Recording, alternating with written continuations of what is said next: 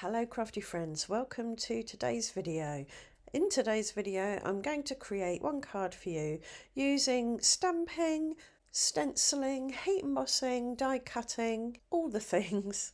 And to start off I took a piece of mixed media paper and used some sticky note tape to tape it down to a piece of fun foam. That's the white thing that you can see behind the card. And I did this because I wanted to stamp some solid shapes, and quite often you get a better impression if you stamp onto a surface that's got a bit of give in it. It allows the solid shape to fully contact the card. So as you can see, I've got a blob stamp. It's circular but not perfectly circular, and I'm stamping it in a row in two different colours. I'm using Coral Cabana, Catherine Pooler ink, and Tiara, Catherine Pooler ink. Some lovely, warm, fairly strong colours. And all I'm doing is inking up my stamp, spritzing it with a little bit of water to give the ink something to move in, stamping it down, holding it for a couple of seconds to let the ink transfer to the card, and then cleaning off my stamp and doing the same thing with the other colour. And once I'd filled my card panel with blobs, I dried it with my hairdryer and then brought out a little art mark stencil, just got some little dashes on it, and I used black soot distress oxide and a finger dauber to stencil on a few marks on each circle, moving the position each time. And this gives a bit of contrast in size, in colour, in position, and adds a bit of energy to what would otherwise be a quite regular pattern. Next I wanted to do some heat embossing, so I dusted my panel with talcum powder to remove any moisture, static or grease.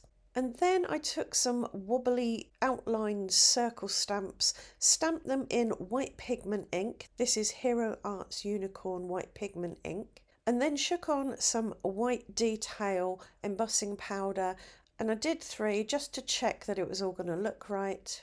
I was satisfied with that, so I then went on and stamped on all the other blobs, again changing the position and the orientation of the stamps to bring in some movement and some variation and some energy.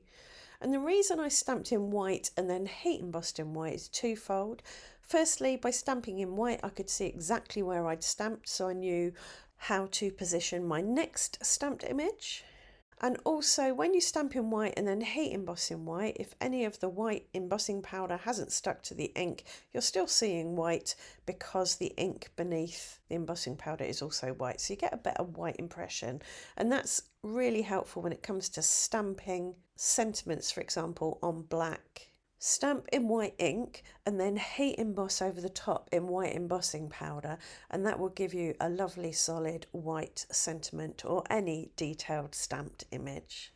Right, back to this process. Once my heat embossing was cooled and set, I trimmed down my panel using my guillotine just to get it symmetrical and so that it would fit on a card blank.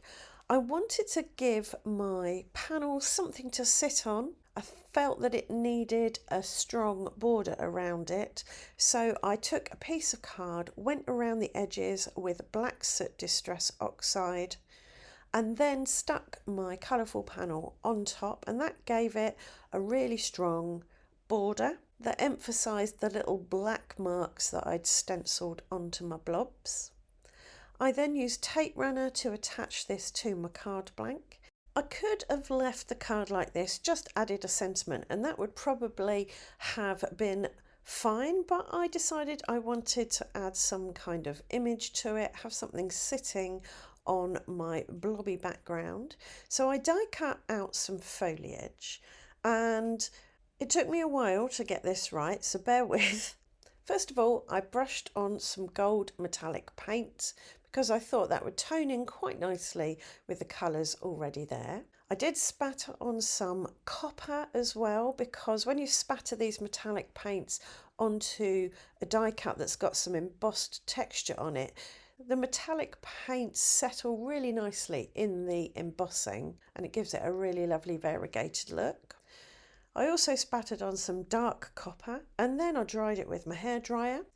But when I put this on the card, I felt that it just disappeared. So next I die cut the exact same foliage using vellum, as I thought I could put the colourful one on top of the vellum, offset slightly so the vellum would act like a bit of a shadow and help with some separation between the die cut and the background. But it didn't really give me enough separation. The die cut was still getting lost. So I decided to move on to the sentiment and let the die cut thing percolate in the back of my head. So I took one of my pre-printed and pre-cut sentiments that said sending hugs, which I found went well with the warm colours of this. I did run around the edges of it with my edge beveling tool to bevel the edges, funnily enough, to make it look more die cut, because it was cut with my Silhouette Cameo digital cutting machine. And then I die cut another piece of foliage from white card and took my finger dauber with black soot on it and tried to get a good coverage with a bit of darkness here and a bit of lightness here for variation and interest. I did feel this stood out well on top of the other two die cuts and the background, but it was a bit sombre. So I decided to stick with black, but I used black metallic paint, and it's not really a black paint, it's more of a charcoal paint, so it's not too dark, not too strong, and you do still get a bit of variation in intensity because it's a fairly translucent black paint, if you see what I mean. So it doesn't look too sombre.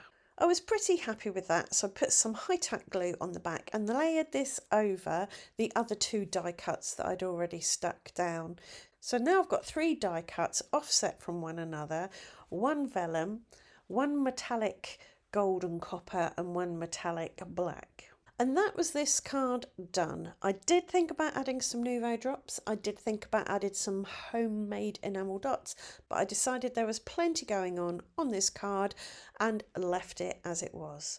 I do hope you've enjoyed today's video and it's given you some ideas that you can use in your own card making or other mixed media / paper craft. If it has, do let me know in the comments. Leave a thumbs up. If you want to see more from me, subscribe and ring that notification bell, and I'll see you back here very soon for another video. Thanks for watching. Bye for now.